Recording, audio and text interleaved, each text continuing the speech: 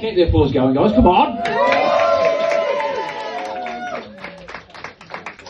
Hey guys. So look, I can see what you're all thinking.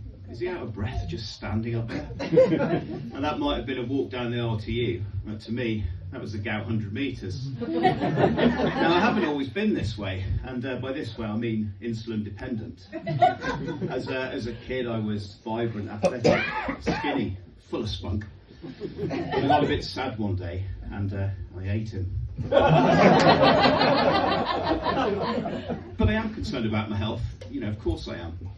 You know, I've got to face facts. I'm only one unexpected balloon pop away from a coroner's report that reads mainly pork scratching. But you know, it became sort of time to you know, think about my health, and I started to see some doctors, quite a few doctors actually, lots of different places all around, and it kind of reminded me that I should probably get back onto my antipsychotics. I should probably preface that by saying I've got a diagnosis of bipolar disorder. I've had it for quite a few years now, no big deal. But when I was being diagnosed there with the psychiatrist, he told me that Stephen Fry also has bipolar disorder. Now, don't you think that's a weird thing for a doctor to say at a medical diagnosis? I mean, could you imagine? Sorry to say, Mr. Wood, it does look like a pretty bad case of scrotal tongue. Philip Schofield has got it as well. But after you get the diagnosis, then you have to go onto the medication, and the medication, it's a long process, several months trying out all these different weird and wonderful drugs, and they all come with side effects like most things. But with mental health medication, I noticed that there are some really oddly specific side effects in there as well. It could be anything from headaches to a craving for the breads of medieval France. It could be a rash. It could be laughing hysterically every time you hear the word moist, followed by instant regret. It could be weight gain. It could be weight gain. But it could be becoming convinced that your cat is gaslighting you. Now, ladies and gentlemen, you don't have to look far to see which one of those I ended up with. I fucking hate that cat. But I don't know if you saw an interview with Heston Blumenthal, and he's been recently diagnosed with bipolar disorder, and just watching him on TV, he would have thought, you know, the guy that invented snail porridge had some shit going on. But, you know, I was watching Heston, watching the interview, and I don't know if you saw it, but he's put quite a bit of weight on. And, you know, I'm not, you know, it's kind of nice to see a fellow traveller out there, you know, sometimes. But I haven't been that happy, and I'm ashamed to say this, I haven't been that happy to see a well-seasoned fat man since that time my plane crashed high in the Andes.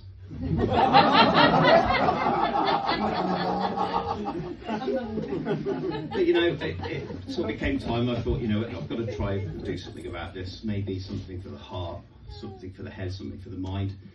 And it won't surprise you to know that I'm single as well. So I thought maybe sort of mix these things up. Let's try something. Maybe try some yoga. And I went down to the community centre one Wednesday morning, just after the school run. And the place, wall to wall, yummy mummies. It was amazing. And I've got to tell you, ladies and gentlemen, the thick musk of estrogen hung so heavily in the air, it set my hay fever off. But you know, I love the smell of estrogen in the morning. It smells like victory. But I started doing some of these poses, and I'll just do some of the standing poses. Some of them came quite naturally to me. I sort of thought, you know, kind of happen in day-to-day life. And the first one is called standing pose. I'll demonstrate to you now.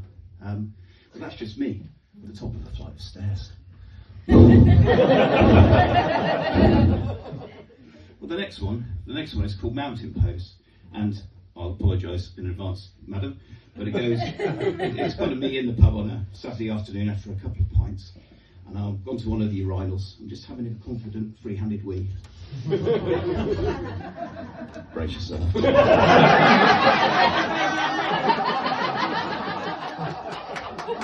Thank you. And then the final one, final one's called high lunge. Well, high lunge, that's basically back in the loo after a few more pints.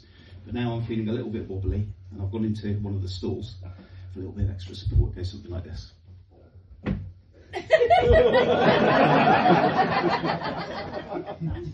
the one good thing that came out of one thing that came out of doing the yoga was that I got set up on a blind date, which was actually, yeah, absolutely.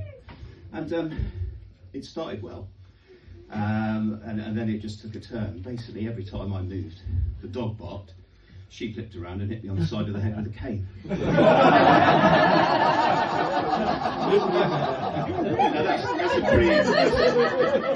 a pretty impressive move for a reverse cowbell. I mean, I came immediately.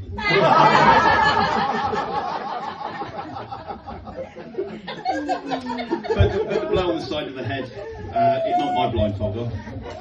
And there I was, eye to eye with a Labrador.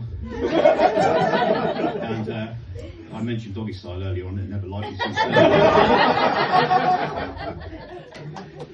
But, looking at the dog and, I realised that this date going forward didn't have any legs. And so I guess that wouldn't really be doggy style, that would be more ramp.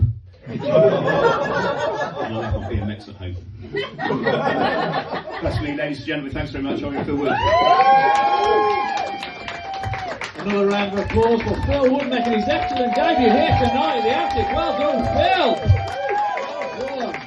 Please welcome to the stage your next act, Mr. Bozzy Dog.